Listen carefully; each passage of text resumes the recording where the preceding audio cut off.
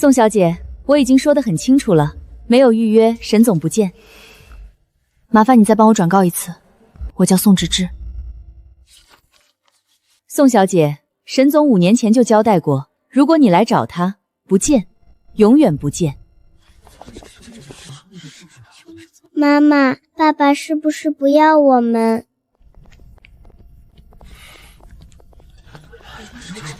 沈总来了。宋小姐，叔叔，你不要凶我妈妈。沈彦舟，我不是来求你原谅的。她叫宋新棉，今年4岁半，她是你的女儿。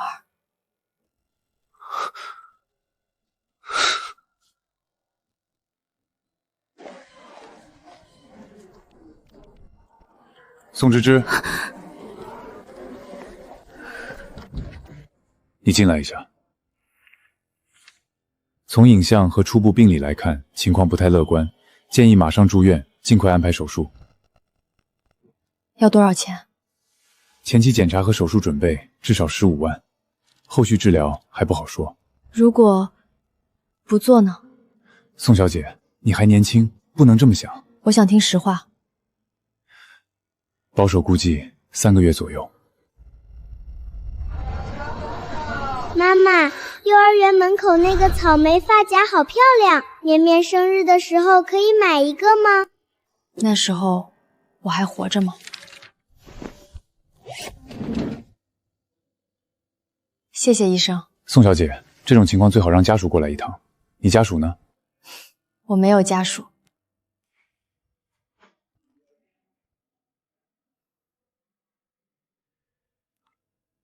芝芝，晚上能不能加个班？最近人手不够。可以。你脸色怎么这么差？不舒服？没事，昨晚没睡好。不能倒，至少现在不能。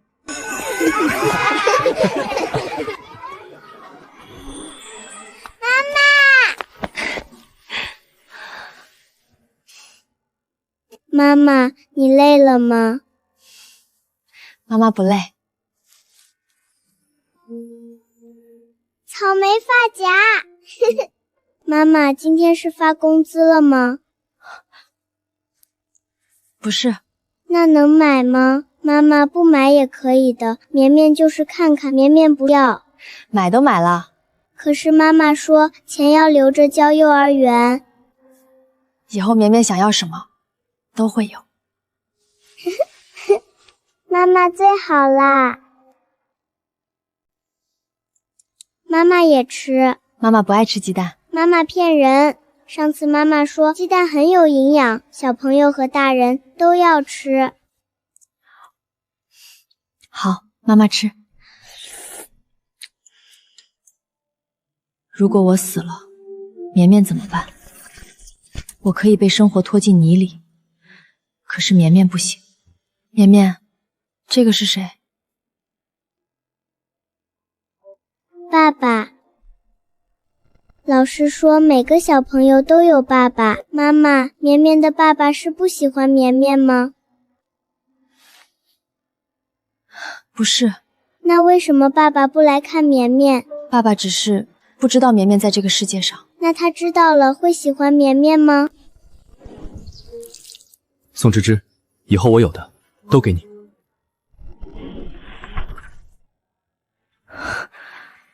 沈彦舟，你恨我没关系，只要你肯收下绵绵，只要她能活得好。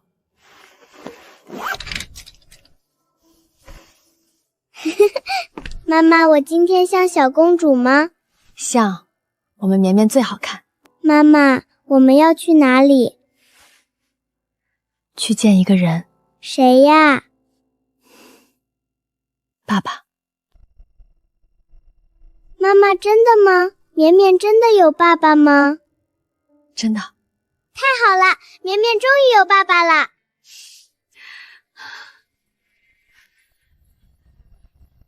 妈妈，爸爸住在天上吗？爸爸在很高的地方工作。那爸爸会不会很厉害？比幼儿园园长还厉害吗？比园长厉害很多。哇！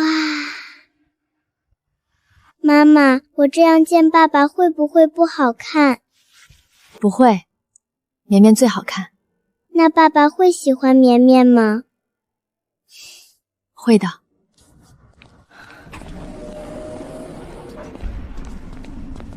请问有预约吗？我找沈彦舟。沈总，每天想见沈总的人很多，麻烦你告诉他，我叫宋芝芝。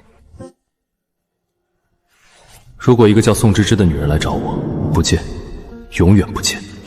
宋小姐，沈总很忙，不是什么人都能见的。我可以等。等也没用，做人还是要有自知之明。沈总现在是什么身份，宋小姐应该知道吧？我们在旁边等，不会影响你们工作。还真有人做梦做到艳星来了。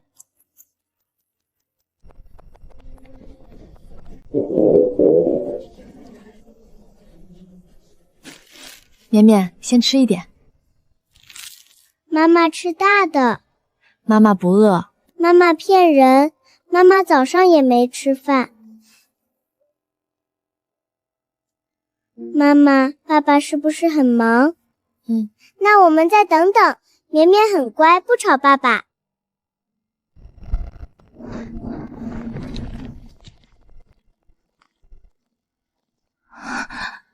沈彦舟，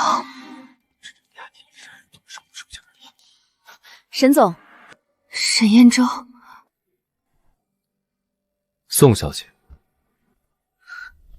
真稀奇，5年不见，你竟然还记得我叫什么？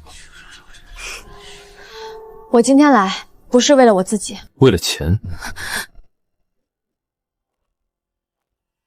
当年为了500万，你能把我卖得干干净净，现在缺钱了，又想起我了。叔叔，你不要凶我妈妈。她是谁？我叫绵绵，今年4岁半。她是你的女儿。什么？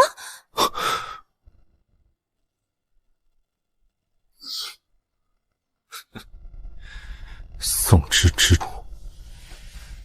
你果然还是这么会演。当年你为了钱甩了我，现在带个孩子回来认亲，你觉得我还是5年前那个被你玩弄的蠢货？我没有要你的钱。那你要什么？要我信你，还是要我替你养孩子？妈妈没有骗人，绵绵真的是爸爸的宝宝。周驰，沈总，安排亲子鉴定。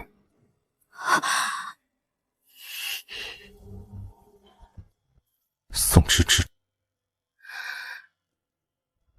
如果你敢耍我，我会让你知道，5年后的沈彦舟不是你惹得起的人。我没有骗你。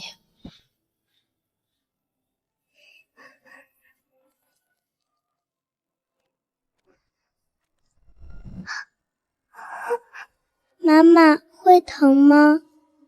疼就哭出来，妈妈在。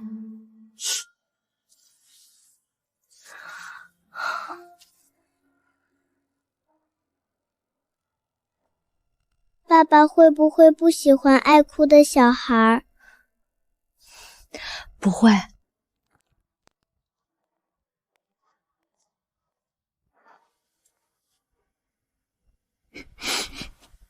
沈总，最快4个小时出结果，让他们去休息室等。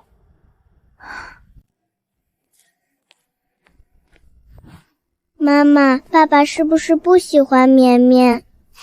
不是，爸爸只是还不认识绵绵。请进。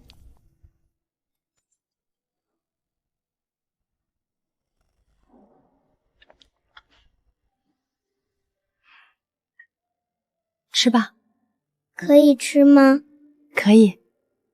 要钱吗？不要钱。妈妈，好甜。喜欢吗？喜欢。妈妈，吃这里。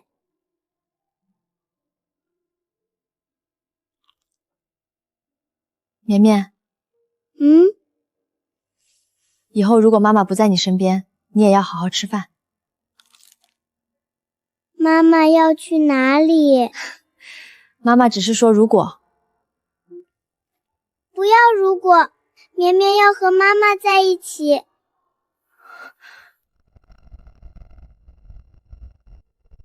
沈总，要不要让人送些儿童玩具过来？随便。妈妈，我可以玩吗？可以。妈妈，爸爸是不是很有钱？那爸爸是不是可以给妈妈买药？我听见你晚上咳嗽，也看到你偷偷吃药。妈妈，你是不是生病了？妈妈没事。那我们让爸爸给妈妈买药好不好？绵绵，他会给你买新衣服，买小蛋糕，买很多很多玩具。那妈妈呢？妈妈，我不要玩具了，我也不要蛋糕了，妈妈不要走。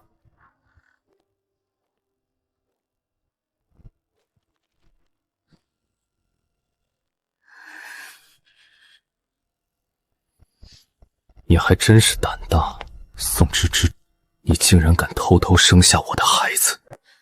你别吓他。你现在知道护他了，生下他的时候，你想过我吗？一个人带着他吃苦的时候，你想过我吗？现在缺钱了，撑不下去了，才想起来他还有个父亲。带孩子出去。我不要出去。绵绵乖，妈妈和爸爸说几句话。妈妈会走吗？妈妈不走。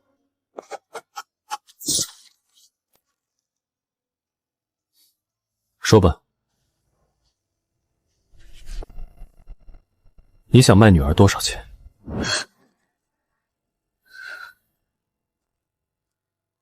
我不要钱。不够。我真的不要钱。那你要什么？我要你照顾绵绵，我快结婚了，对方不能接受我有孩子，绵绵跟着我只会被拖累。宋芝芝，你真让我恶心。当年为了钱，你能甩了我；现在为了嫁人，你能不要亲生女儿？你的心到底是什么做的？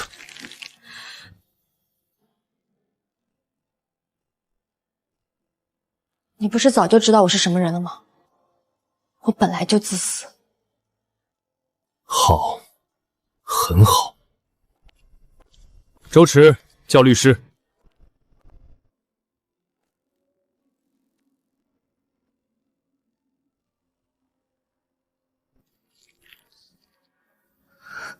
宋小姐，只要您签字，后续法律公证和户口转移，沈总会全权处理。从法律意义上，您将不再是孩子的监护人。签了。从今天开始，宋新棉和你没有关系。探视权能不能？不能。宋小姐，想给自己留后路，等哪天缺钱了，再回来上演母女情深。不是。要么签，要么把孩子带走。带走。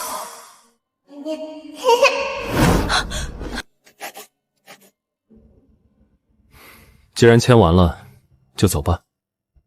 我想跟绵绵告个别，5分钟，就5分钟。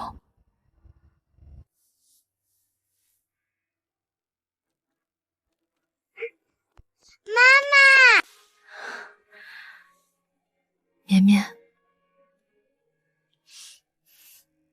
妈妈，你和爸爸说完了吗？我们可以回家了吗？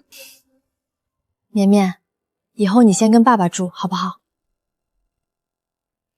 那妈妈呢？妈妈要去一个很远的地方。多远？很远。比幼儿园还远吗？嗯。比外婆家还远吗？那绵绵也去。绵绵不能去。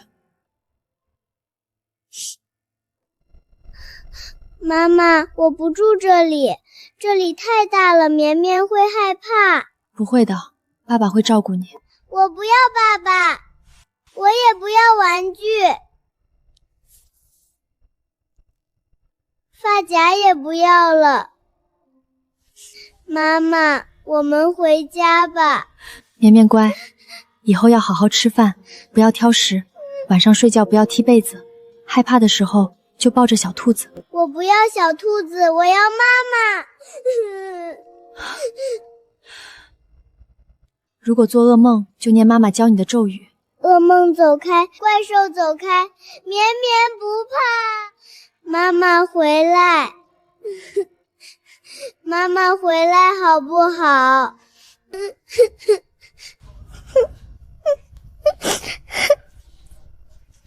？5分钟到了。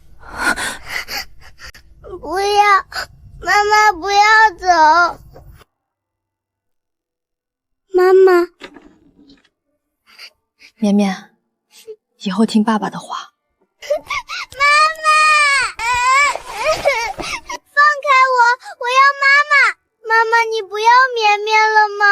妈妈，绵绵会听话的，绵绵不吃蛋糕了，绵绵也不要新裙子。妈妈，你别不要我。这个女人果然没有心。妈妈，绵绵错了，绵绵以后不花钱了，绵绵可以每天只吃白米饭。妈妈，你带我回家。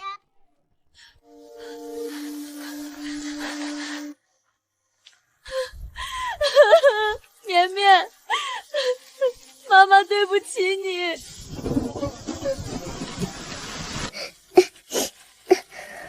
妈妈，沈总，宋小姐已经走了。走了就别再回来。妈妈。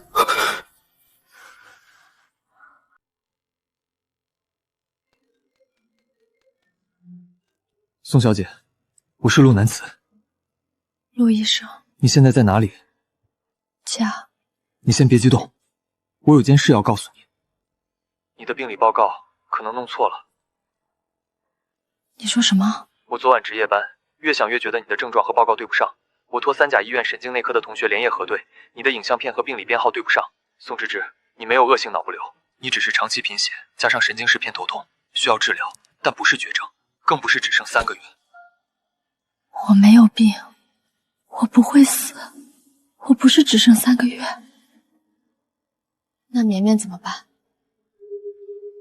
陆医生，如果我没有病，那我为什么要把绵绵送走？我为什么要签那份协议？我为什么要让她哭着喊我妈妈？芝芝，你先来医院，我们当面说。妈妈，丫丫是不是在唱歌？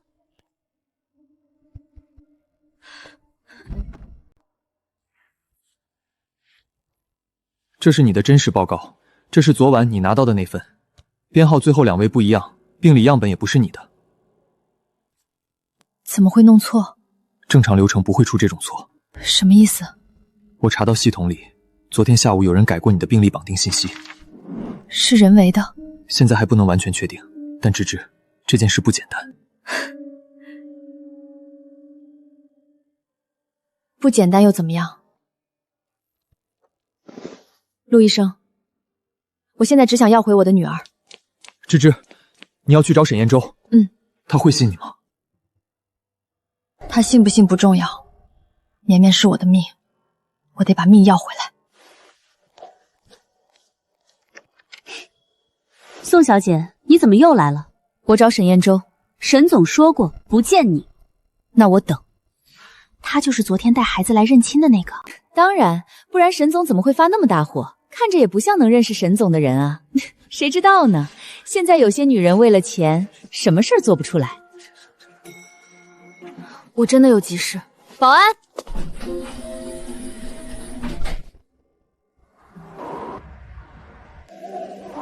绵绵，等等妈妈，妈妈这次一定带你回家。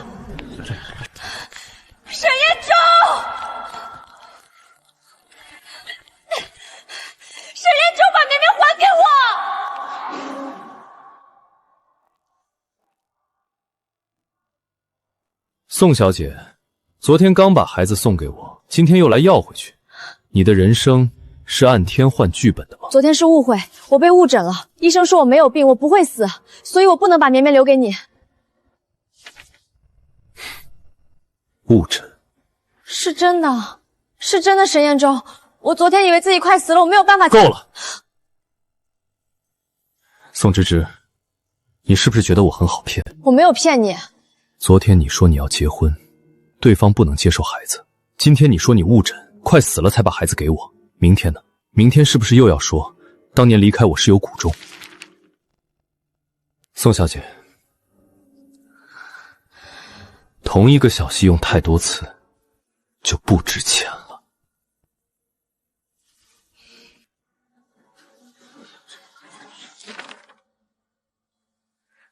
我没有骗你，我没有骗你，我只要绵绵。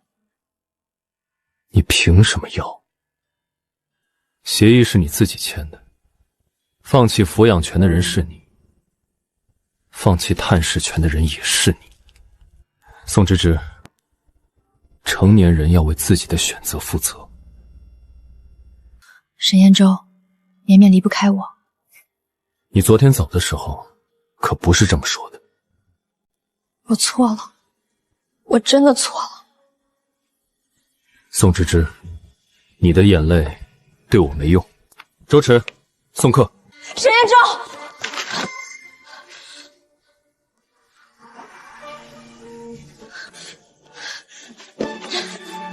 沈总，滚下去！你让我见绵绵一面，滚！我只见她一面。宋芝芝，你的脸皮什么时候变得这么厚？从绵绵哭着喊妈妈开始。开车。沈总，去哪儿？回兰亭。兰亭，那是她的住处吗？绵绵是不是在那里？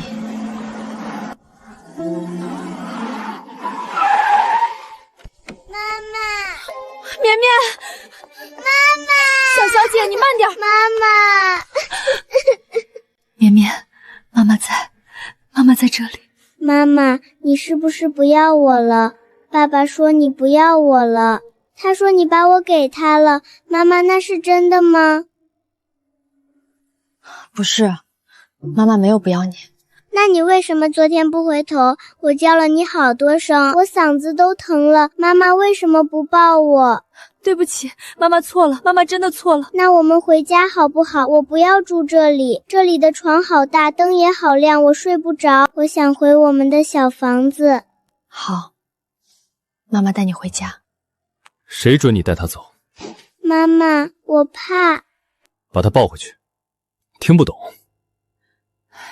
小小姐，外面冷，我们先进去好不好？不要，我不要离开妈妈，不要碰我，我要妈妈。绵绵，慢慢呼吸，看着妈妈，吸气，呼气。先生，小小姐从昨天晚上到现在几乎没吃东西，水也只喝了2口，再这样哭下去，身体受不了。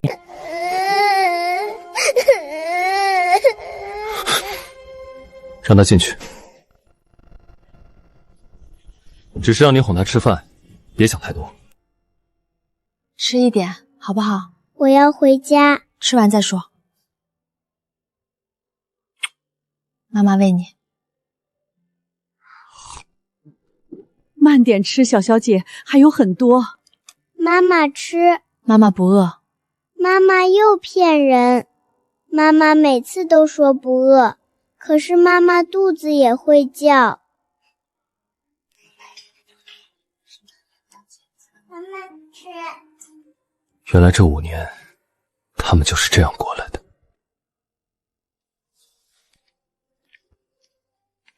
沈总，宋小姐说的误诊，我让人去查了，结果，她今天确实去过医院，而且医院那边重新出了报告，宋小姐可能真的没有恶性脑煤瘤。沈总，会不会宋小姐昨天真的是因为……出去。误诊是真的，可是昨天她说要结婚也是真的，她亲口说的，她亲手签的字。宋芝芝，你可真会让人分不清哪一句是真，哪一句是假。妈妈，你去哪儿？妈妈不走。真的？真的。拉钩，拉钩上吊，100年不许变，妈妈变了就是小狗。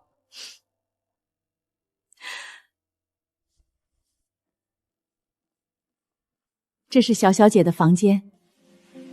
为什么？妈妈，我不喜欢这里，太漂亮了，我不敢睡。一个从小跟着她住在旧出租屋里的孩子，突然被放进这样华丽的房间，不会觉得幸福，只会害怕，因为这里太陌生了，陌生到不像家。妈妈，这些都可以用吗？可以。妈妈，这个会不会很贵？不会。如果很贵，我明天可以不穿，我穿旧衣服也可以。绵绵，绵绵不用替妈妈省钱了。为什么？因为爸爸有钱吗？因为妈妈养不起我，所以才把我给爸爸吗？不是。可是爸爸说你不要我了，他说你要嫁给别人，拖累。妈妈，拖累是什么意思？不是好话。那绵绵是拖累吗？不是。绵绵是妈妈最重要的人，是妈妈的宝贝，是妈妈活下去的理由。那妈妈不要把我给别人，爸爸也不行。好，妈妈不把你给别人，妈妈以后再也不犯傻了，妈妈会想办法带你回家。妈妈，念咒语。坏梦坏梦快走开，月亮月亮照进来，小兔守门，星星排排，绵绵睡醒。妈妈还在。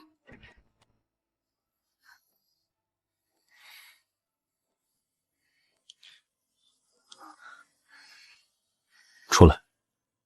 宋芝芝，我不是在跟你商量。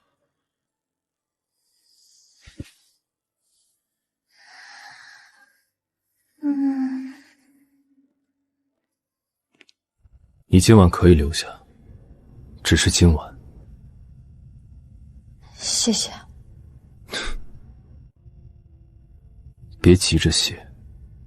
宋芝芝，我允许你见他，不代表我会把他还给你。沈彦舟绵绵需要我，他只是暂时不适应。他不是不适应，是害怕。他以为我不要他了。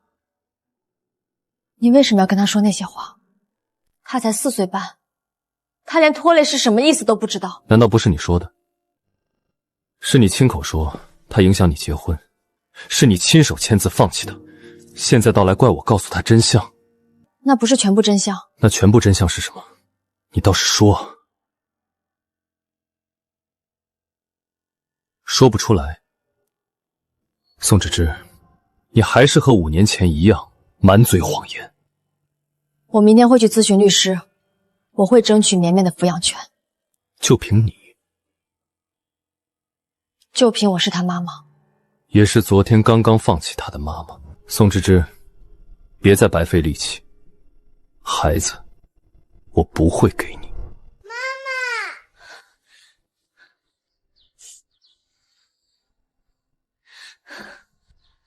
妈妈，我以为你又走了。没有，妈妈在，妈妈一直在。我梦见你又不要我，我怎么追都追不上。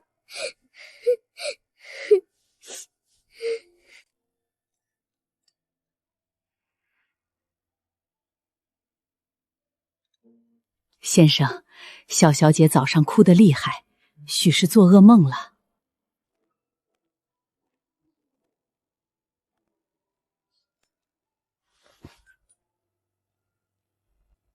如果不是他隐瞒孩子，如果不是他昨天抛弃孩子，绵绵怎么会变成这样？我想带绵绵出去走走。你觉得可能吗？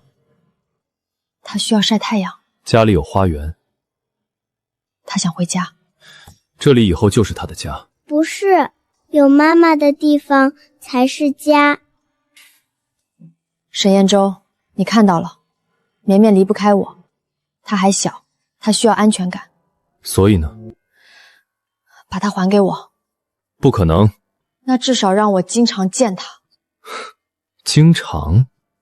宋芝芝，你是不是忘了，你已经放弃探视权了？那份协议是在特殊情况下签的。什么特殊情况？我……继续编。妈妈，不要吵架。绵绵可以不回家，绵绵也可以住这里，但是妈妈能不能不要走？昨晚医生来给孩子检查过，说是情绪应激，如果继续强行分离，可能会出现严重心理问题。我不想承认，但事实摆在眼前，他离不开你，至少现在离不开。想留下，可以，以保姆的身份留下。妈妈可以不走了吗？宋小姐不是说孩子离不开你吗？既然这么舍不得，那就留下照顾他。洗衣、做饭、陪睡、接送，这些你应该很熟。这不是挽留，是羞辱。他要他记住，他能留在绵绵身边，不是因为她是妈妈，而是因为她的施舍。妈妈，好，我可以留下，但我要住在绵绵隔壁。晚上他害怕，我要陪他睡，他的饮食作息我来安排。宋芝芝，你是不是还没弄清楚自己的身份？我是保姆，也是他妈妈。爸爸，你不要赶妈妈走，好不好？这一瞬间，我突然觉得自己很可笑。我得到了女儿，却像一个外人。周驰，安排房间。妈妈不走了。妈妈暂时不走了。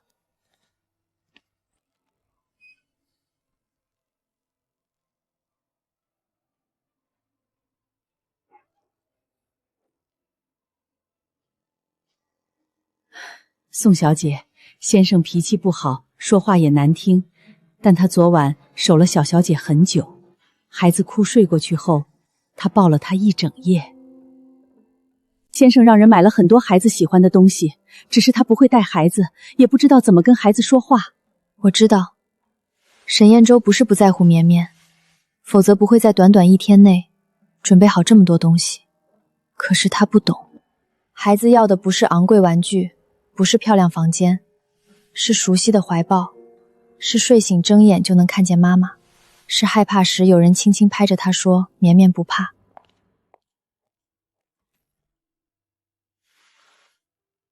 许小姐，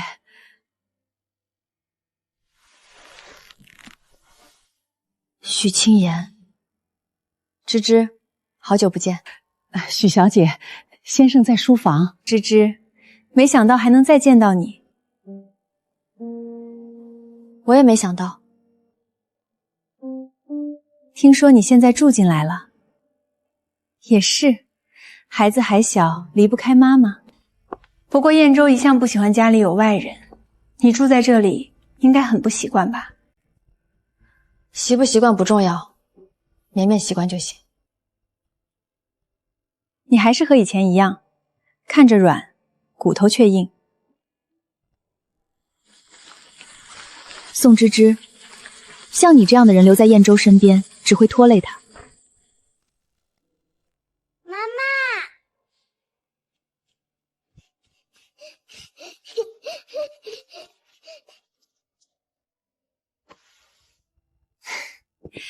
你就是绵绵吧？阿姨给你带了礼物。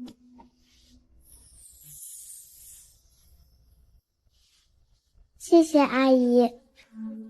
你不喜欢吗？喜欢。那为什么不拿？妈妈说不能随便要别人的东西。小小姐怕生，许小姐别介意。当然不会，芝芝把孩子教得很好。你怎么来了？伯母让我过来看看你，听说你突然多了个女儿，大家都很关心。谁告诉他的？燕州，这么大的事，你总不能一直瞒着家里。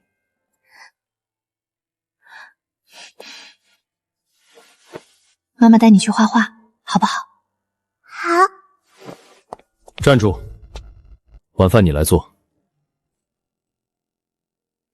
她现在是保姆，好，说什么她都得应。看着她这副低眉顺眼的样子，心口反而更堵。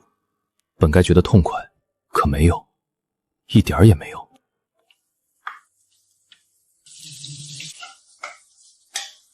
需要帮忙吗？不用。芝芝，你何必呢？燕州现在恨你，你留下来只会更难堪。难堪也比见不到绵绵好。你倒是真疼孩子。许清言，绵绵的事跟你没关系。我只是好心提醒你，燕州不可能再爱你。我不是为了让他爱我才留下来的。画面看起来像一家三口里硬挤进了一个多余的人，而那个多余的人是我。妈妈做的最好吃。绵绵喜欢，以后可以让厨房照着这个味道做。不是妈妈做的，就不是这个味道。这栋冷冰冰的别墅，因为孩子一句话，突然有了点家的样子，而这点家的样子是宋芝芝带来的。这个认知让她烦躁，更让她不愿承认。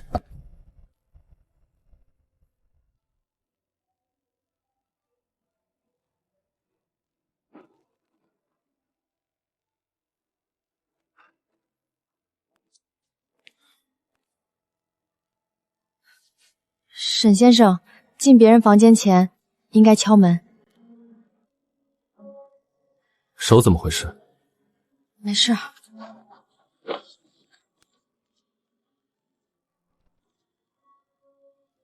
还给我！你连幼儿园的钱都交不起。宋芝芝，这些年你就是这么养她的？跟你没关系。她是我女儿。昨天之前你不知道她存在，所以这5年她吃什么穿什么，病了谁抱着她去医院，发烧谁整夜守着她，跟你都没有关系。你是在怪我？我不敢。沈先生，我现在只是保姆，没有资格怪雇主。明天开始，绵绵的所有费用由我负责。不用。宋芝芝，我说了，她是我女儿。那我也说了，她不是你用钱买来的东西。妈妈。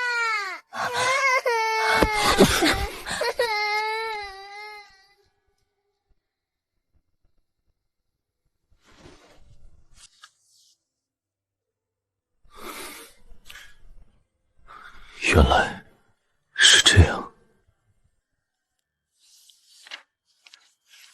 这是他以为自己只剩3个月寿命时，躲在出租屋里，一笔一画想给女儿留下的遗书。沈燕州，我以后想出一本自己的绘本。幼稚。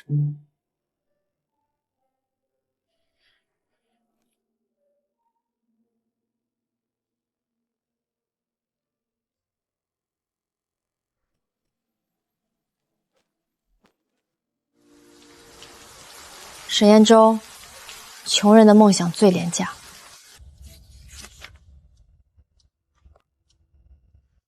周驰，进来。沈总，查宋芝芝这5年，全部吗？全部。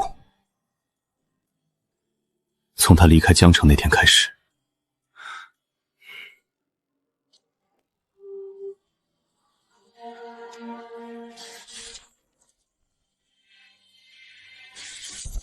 宋小姐离开江城后，没有出国，没有嫁人，也没有住进所谓的豪门。她去了林氏，怀孕5个月时，在一家小超市做收银员。生产当天，是超市老板娘送她去小诊所，没有家属签字，没有陪产，也没有麻醉记录。孩子出生后，她欠了诊所2800块。这3年，她做过收银员、服务员、仓库分拣、便利店夜班。绵绵2岁时高烧惊厥，宋小姐抱着孩子在医院走廊跪着求医生先救人。绵绵3岁时，她为了交幼儿园押金，连续画了20天外包插画，每天只睡3个小时。沈总，还有一件事，那500万，宋小姐当年没有花。你说什么？那笔钱当天进账，当天就被分成3笔转出。宋小姐为了不让您发现，找了3家不同的第三方地下中介做匿名代缴。收款方是当年燕兴前身项目的赔偿账户，当时的律师事务所，还有您项目组一个被重病拖垮的老员工。这5年，您一直以为那笔赔偿金是投资方发善心兜底，其实是宋小姐用那500万填的窟窿。继续查，我要知道5年前到底发生了什么。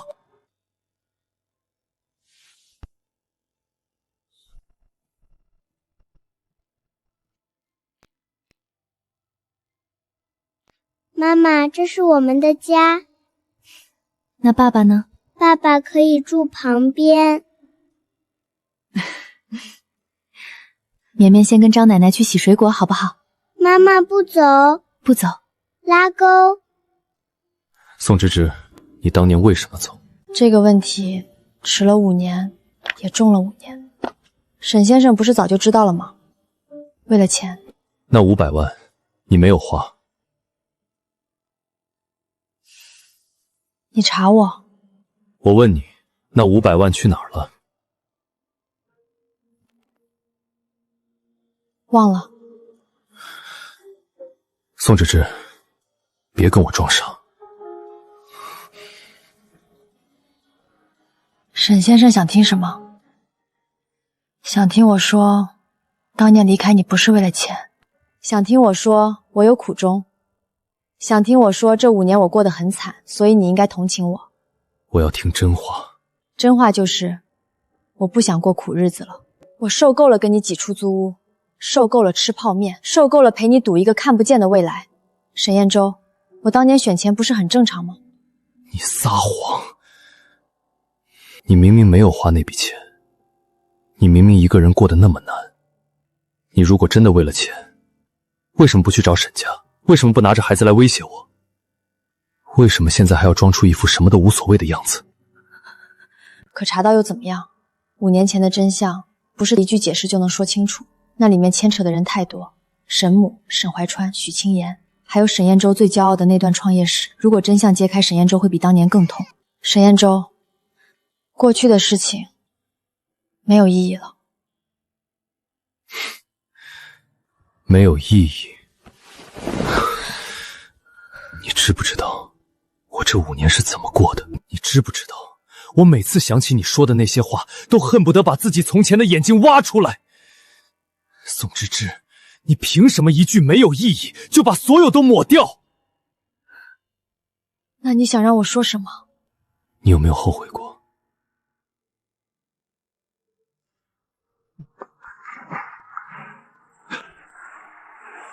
宋芝芝！这5年，他没有一天不后悔，可他不能说后悔。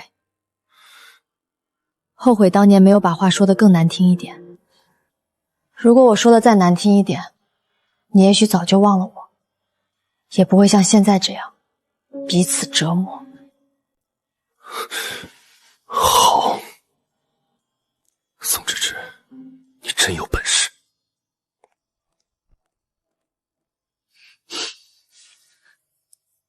不能哭，我现在没有资格哭。绵绵，周末爸爸带你去商场。妈妈去吗？如果我不去，他不会去。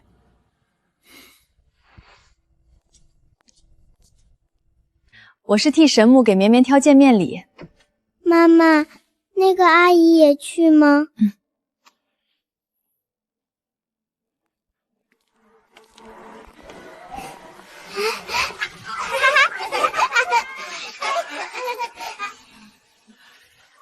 要不要抱？妈妈抱。绵绵还是和芝芝亲。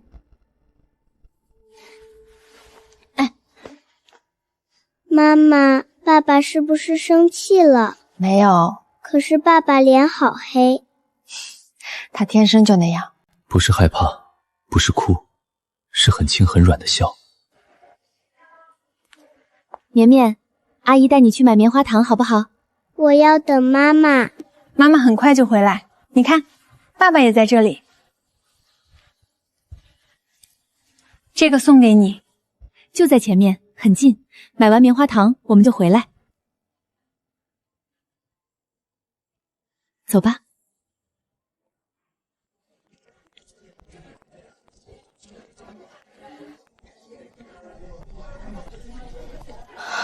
绵绵呢？不是和你一起。我没有带他进去。绵绵，你冷静点儿。我怎么冷静？他才4岁半，他怕生怕黑，连自动扶梯都不敢一个人上。沈彦舟，你为什么没有看好他？封锁商场所有出口，查监控，找许青烟。如果绵绵被坏人带走怎么办？如果他摔倒了怎么办？如果他害怕了怎么办？监控查到了，许青言带他下了负2层。地下停车场。绵绵，妈妈在这里。绵绵，妈妈在这里。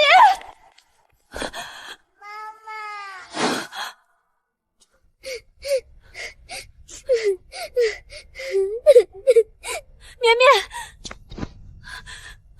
妈妈，我找不到你了。阿姨说让我在这里等她，可是这里好黑。妈妈，我好怕。没事了，妈妈来了，妈妈找到你了。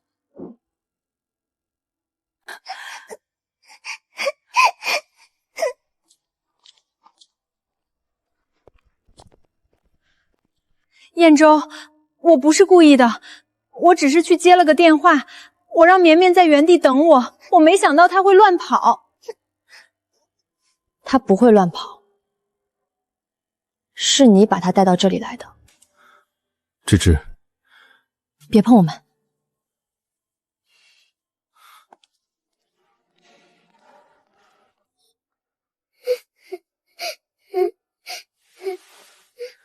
好，爸爸不进来。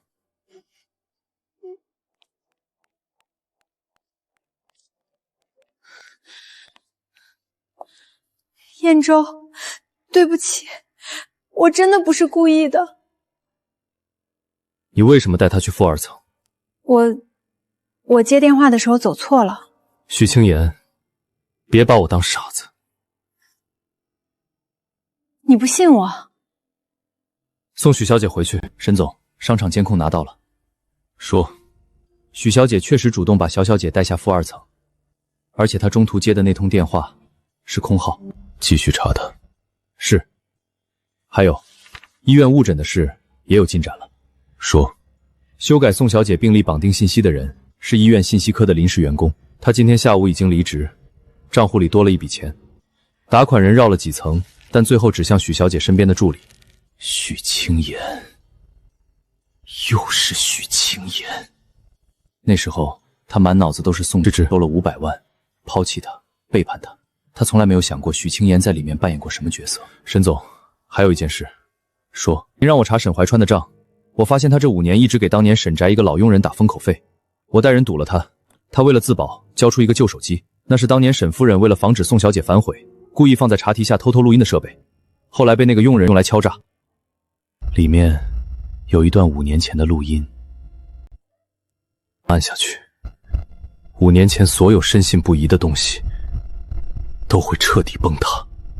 坏梦，坏梦，快走开！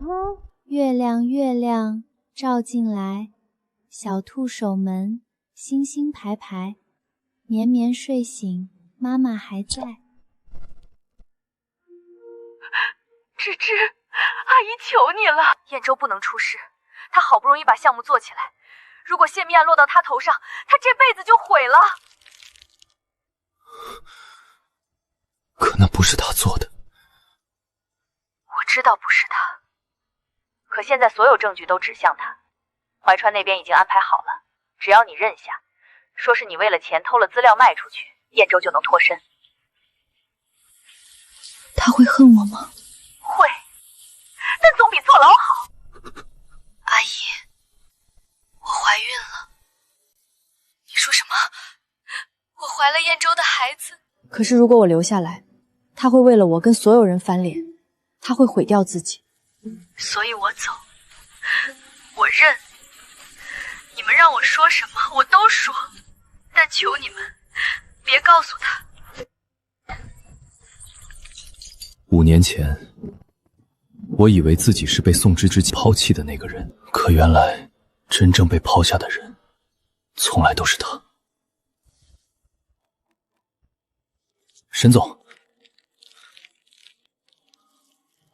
继续查，查沈怀川，查5年前项目泄密所有原始资料，查那500万，还有宋芝芝怀孕之后所有医院记录。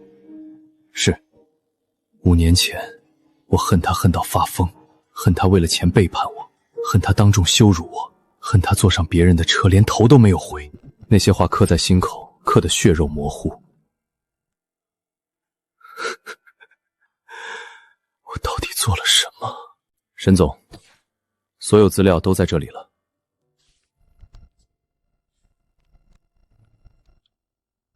500万进入宋小姐账户后，只停留了不到10分钟。随后分成3笔转出，1笔转进赔偿账户，1笔转给当时的律师事务所，最后1笔转给了您项目组一个被拖欠工资的老员工。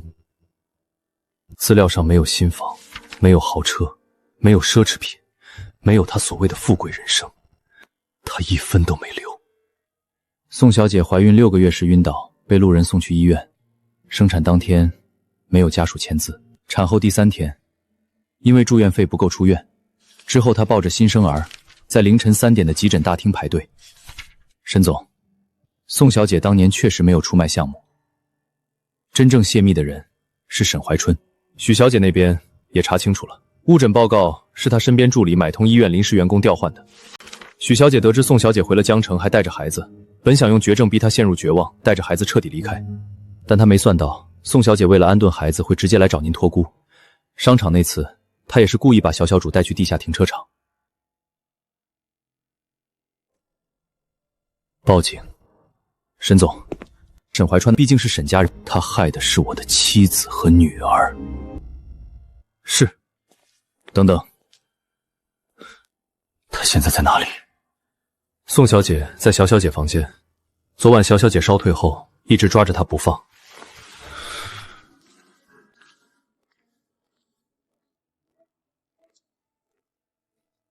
妈妈，你会不会又不见？不会。那爸爸会不会赶你走？妈妈会保护绵绵。可爸爸好凶。他不是坏人。那他为什么凶妈妈？因为大人有时候会犯错。妈妈也犯过错。那爸爸会道歉吗？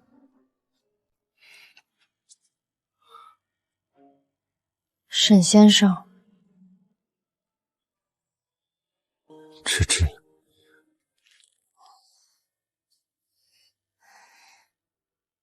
沈先生有事吗？我知道了。知道什么？知道5年前过去的事情，不用再提。为什么不告诉我？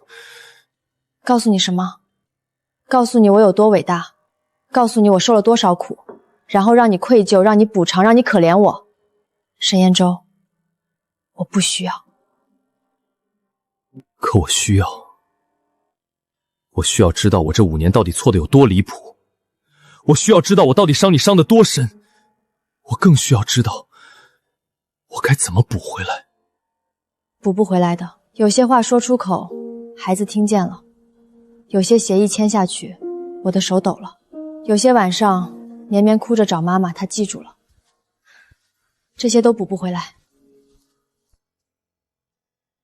真相不是赦免，真相是迟来的凌迟。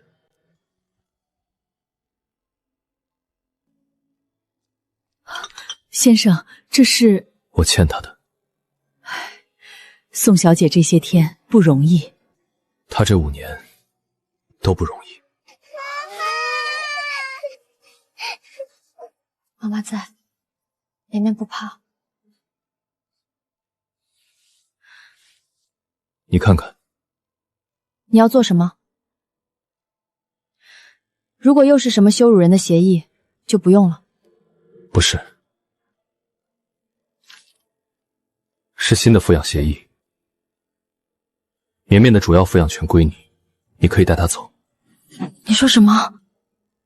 你可以带她回家。她本来就应该跟着你，我没有资格把她从你身边抢走。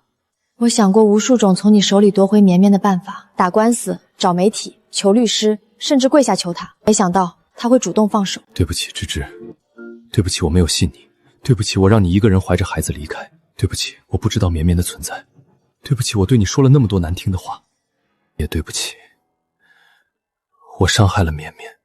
这些疼已经忍了太久，久到现在有人说对不起，已经不知道该怎么回应。我不求你原谅我，我也知道我没有资格求，我只是想把选择权还给你，这一次不逼你，不再替你做决定。沈彦舟，我不会原谅你那么快。我知道，也许永远不会。我知道，这5年你有没有哪怕一刻恨过我？有。绵绵发烧，我一个人抱着她在医院排队的时候，房东催房租，我一边画稿一边哄她睡觉的时候，也恨过。她问我爸爸是不是不喜欢她的时候，还有那天你让她以为是我不要她的时候。沈彦舟，我最恨你的那一刻不是5年前，是绵绵哭着问我她是不是拖累的时候。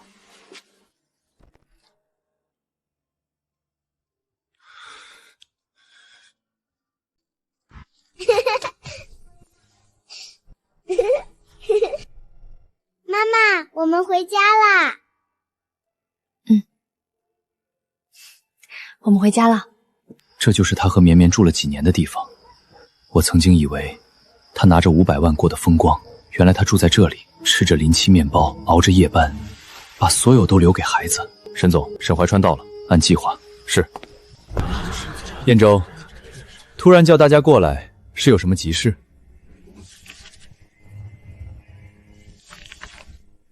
？5年前项目泄密案，重新查清楚了。都过去这么多年了，怎么突然提这个？因为有人欠一个清白。彦舟，我知道当年宋芝芝是对你打击很大，可他已经承认了，他承认是因为有人逼他认。服务器后台记录、邮件转发痕迹，你和竞争公司负责人的酒店监控，还有你收款账户。沈怀川，要不要我一份一份念给你听？你查我，我早该查你。就算是我又怎么样？沈彦舟，你以为你多干净？当年如果不是宋芝芝替你认下，你早就被拖进泥里了。你今天能坐在这里，是踩着他爬上来的。所以今天我来还。沈怀川先生，你涉嫌商业犯罪、伪造证据、恶意陷害他人，请跟我们走一趟。沈彦舟，我是你哥。从你害他的那天起，就不是了。燕兴科技发布公告，5年前项目泄密案重启调查。沈总，外界传言宋小姐当年为了钱背叛你，是否属实？不是。那当年到底怎么回事？是我识人不清，是我没有保护好她，也是我欠她。听说您和宋小姐有一个女儿，这是真的吗？是真的，她是我的女儿，也是宋芝芝一个人辛苦养大的孩子。宋芝芝没有对不起我，从来没有，是我对不起她。我心里没有想象中的痛快，只是很安静，像一场迟来的雨，终于落下来。妈妈，电视里的爸爸为什么眼睛红红的？因为爸爸做错事了。那爸爸会改吗？也许会。那绵绵可以先看看。我们先看看。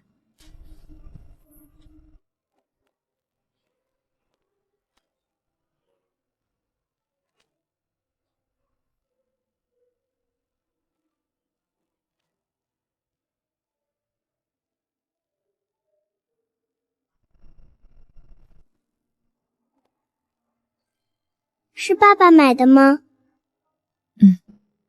那我要不要跟爸爸说谢谢？你想说就说。爸爸。绵绵，谢谢你的酸奶。不用谢。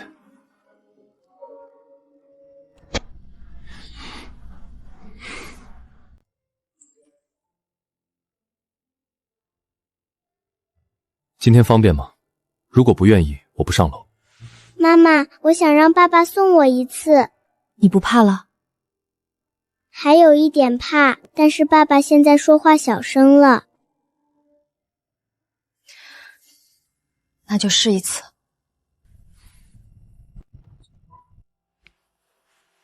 爸爸可以牵你吗？他这辈子签过无数合同，握过无数重要人物的手，却没有哪一次比此刻更小心。爸爸。以前你说妈妈不要我。爸爸错了，妈妈没有不要你，妈妈是世界上最爱绵绵的人。那爸爸以后不可以再这样说。再也不会。拉钩。拉钩。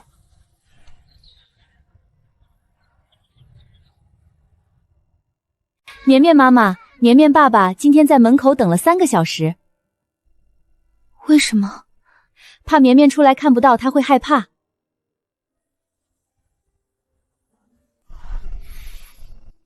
爸爸。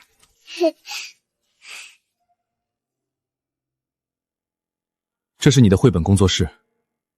什么意思？不是送你的，是投资。合同我让律师做了，没有附加条件，你可以拒绝。沈彦舟，你不用这样。我想这样。芝芝，我知道钱补不了什么，但我想让你以后不用再熬夜接那些压价的稿子。我想让你做自己喜欢的事。我会考虑。好。芝芝，我还能等你吗？沈彦舟，我不是不爱你了，我是太累了，累到一想到重新开始就害怕。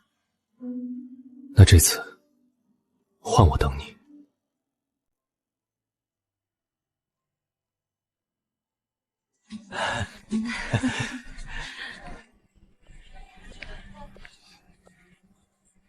爸爸，你今天好像幼儿园老师。那好看吗？比黑衣服好看。妈妈，今天的衣服比上次的黑衣服好看。这半年没有再逼他，也没有再提复合。爸爸，没关系，你还有进步的地方。他不再冷着脸命令他不许哭，这些我都看在眼里。我没有说，可我知道他在一点一点改变。沈怀川案子判了，泄密案彻底翻案，许清言因买通医院员工制造儿童走失被送出国。芝芝，对不起。我收下您的道歉，但过去的事，我不会替当年的自己说没关系。这是爸爸努力的形状。我重新扎。不用，绵绵喜欢。妈妈，今天爸爸可以和我们一起吗？可以。那今天我们就是一家3口啦。爸爸，你不可以这么笨。对不起，爸爸下次改。爸爸妈妈靠近一点哦。靠近一点呀。妈妈，那我们以后是一家人了吗？要看妈妈愿不愿意。那爸爸愿意吗？爸爸愿意，一直愿意。那妈妈呢？沈彦舟，这一次如果再弄丢我和绵绵，我不会回头了。不会了，我发誓。那就是一家人啦！